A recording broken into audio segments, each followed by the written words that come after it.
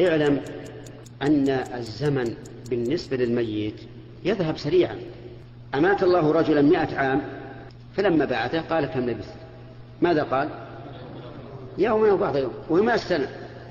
أهل الكهف لبثوا في كهفهم 300 سنين وزادوا 9 وهو نوم، والنوم ليس كالموت، الموت أسرع ذهاب الوقت فيه. وهؤلاء الأمة اللي ماتوا لهم ملايين السنة تجدهم كأنهم ما مر عليهم شيء، كأنهم الآن ماتوا. لكن من كان في نعيم وسيروح عليه الوقت سريعا أسرع بكثير. لكن اللي في جحيم نسأل الله العافية يتباطأ الوقت ويكون الوقت عليه طويلا.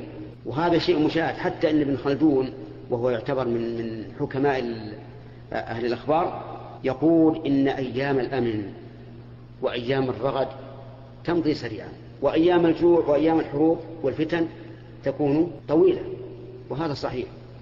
فأقول يا أخي كل المدفونون أو كل المدفنين على صح إذا جاء يوم القيامة فكأنهم لم يلبثوا إلا عشية أو ضحاها. ولهذا يقول المجرمون يا ويلنا من بعثنا من مرقدنا، كأنه مرقد.